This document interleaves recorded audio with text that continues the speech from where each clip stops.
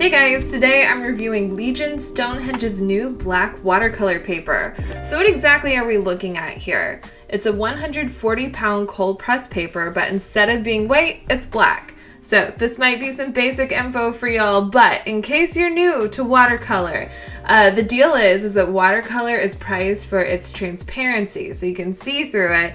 And when you are looking at the light values of a watercolor, you're relying on the whiteness of the paper for the lighter values instead of white paint. But with this, we have dark paper, and we're going to use opaque white paint to kind of get that light and dark value. So you're doing the watercolor thing, but you're doing it in reverse. So it's kind of fun, and it definitely has a unique look to it. So here's a description from blick.com. I'm gonna have this link down in the description in case you wanna buy it or whatever. Black paper is not a new invention, but 100% cotton paper size for watercolor is. Legion Stonehenge Aqua Cold Press Black is the first of its kind. In creating this paper, Legion worked directly with artists and also used its vast experience gained from producing new papers for emerging markets. This result is a superior quality 140-pound 300 GSM black watercolor paper that is pH neutral, acid-free, linen-free, chlorine-free. Because it's synthetically sized, it contains no animal gelatin. It offers the opportunity for building light into paintings, transform negative space into positive space, and find new avenues for expression. Okay, so first impressions. There was a small dink on the corner of mine, but that was just from shipping and not the paper's fault, but you do want to be careful when handling this paper. The next thing is when you tear off a sheet, it's kind of hard to get off of there. You know, you don't want to rip the corners, so you need to be careful. And there's a bit of chatter kind of left at the top, and so I ended up kind of picking away at it. You could also trim it with a pair of scissors. The paper itself feels quite soft, kind of like construction paper, but a little bit more lush. I think it's a good thing. I was pleased with the way that my mechanical pencil showed up on the surface. It's just subtle enough, you know, you don't want heavy dark lines, but it was also visible enough that it would be easy to paint on top of. What I'm doing here is I'm creating a demo sheet. I just want to see how the paint handles on the paper, how much layering and fussing you have to do to build up your, I guess you have to build your light values this way because it wouldn't be your dark values. I'm using a Uniball Signo white gel pen, and you can see that it shows up really nicely. For this, I'm using titanium white made by QoR Watercolors. And what I've done here is I am putting my most concentrated amount of paint on here in this left box, and that would be our lightest value. So it's reversed from typical where that's going to be our darkest value. So as I add more water to my paint, what's going to happen is I'm going to start getting darker and darker values, even though the load of paint, the pigment in my brush is a lot less. So it's a little hard to wrap my head around. Even talking about it for this video has been kind of difficult because it's reversed. So you saw that jump right there, and the two boxes I had painted in had dried a little bit, and they all of a sudden got a little darker. And that's just because when the white watercolor is wet, it looks a little bit more opaque. Also, when I'm using my light for filming from the top, it's gonna shine down, and so it makes things also look lighter. So it can be really tricky to know what the actual value that you're putting down will be once it dries. So it made it really tricky to do this exercise right here. I ended up having to go back and put some layers and second coats on things, which I know isn't ideal, but hey man, that's life. This is a tricky way to paint, which is kind of what makes it fun. It's a little bit of like a brain bender kind of thing. So now I'm putting in that last little box right there. And just for an FYI, all of this footage of this section here has been sped up by 200%, so it's a little bit, the way things are moving is a little faster than they were in real life. Alright, now we've got these boxes down here. So this is one where I put a high concentration of white watercolor at the top, and then I fanned it out to try to get a blend by adding more water to the bottom. So this is just to see how the paper behaves. You know, there's a lot of things that will kind of affect things like this, where it's the paint, it's the paper, it's how wet or dry things are. There's a lot of factors, but I think that paper is the thing that affects things the most. So right here, I'm going in, I'm filling this with water, and then I'm going to drop in my white watercolor at the top and let it kind of float down. Ooh, so pretty. Remember, this is sped up twice as fast. But yeah, it looks really cool. I love the watercolory effects that this paper is giving me, and it's just so different from what I'm used to. Now I'm putting down a swatch right here I'm going to try lifting from once everything is dried.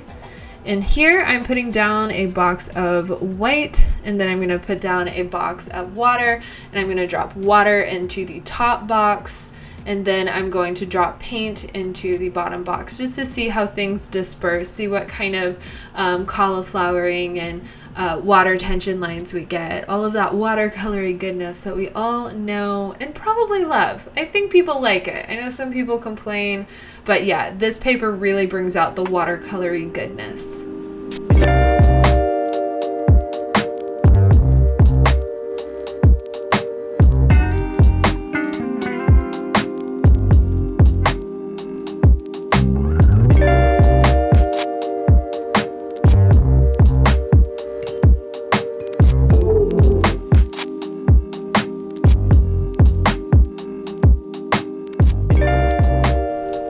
Let's talk about color now. So right here is a selection of colors that I've tested out before on top of black gesso, so I know that these work particularly well on top of dark surfaces.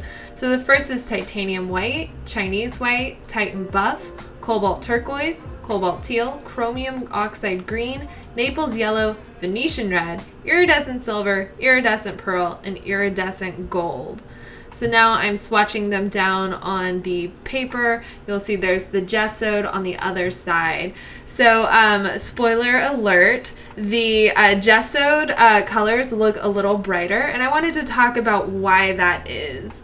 So gesso is going to be less absorbent than paper. There's enough absorbency that our watercolors are sticking to it, but they're not going into the actual substrate, the paper. It's sitting on top of it. So our colors are going to be a little bit more vivid, but I found painting on top of black gesso is really tricky, and it looks like it's puddling on the top. So it's not my favorite, even though the colors are going to be a little brighter.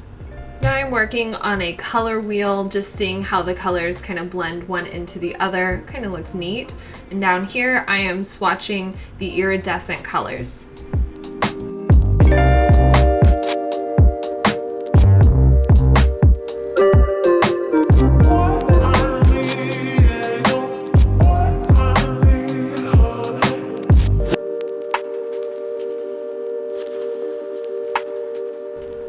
Alright guys, enough talk, let's get to painting.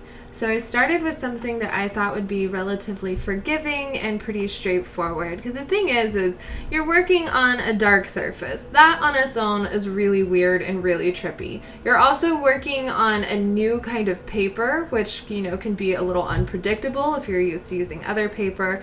And then for me, I don't use white watercolor very often, so that on its own I'm not super practiced in. So start simple if you are doing something on black paper before you do something a bit more complex. And now that I'm more confident and kind of have a better grasp of how to work with this, I would want to work on something more complicated in the future. So let me know if that's something you'd like to see on this channel. I think it'd be interesting to work with the color. Maybe, I'm not sure. The whole like white ghostly look, I'm kind of into that. I think it could be a cool series of maybe spooky paintings, but yeah, I don't know. I need to think on that. Now, will this be something that's part of my, you know, regular body of work? I don't really think so, but it's just because this isn't a supply that necessarily fits kind of what I'm wanting to do. So I don't know. It's something to chew on. Now, would I recommend this product? Sure. yeah, if this is something that interests you, you like the look, you think the challenge of it looks really fun, which that it definitely is, and it definitely teaches you to think about value a lot more. So I do recommend it for an educational tool for sure. But the struggles I had were not due to the supplies. The paper held up fine for me. I, thought that everything blended the way that I would expect a cotton watercolor paper to blend. You do get a lot of those, I call it watercolory goodness, but things like backgrounds and cauliflowering and all of that, definitely got that sort of thing, but I think it looks really neat on the black watercolor paper. And I didn't get a ton of that in the painting itself, just more so in the swatches.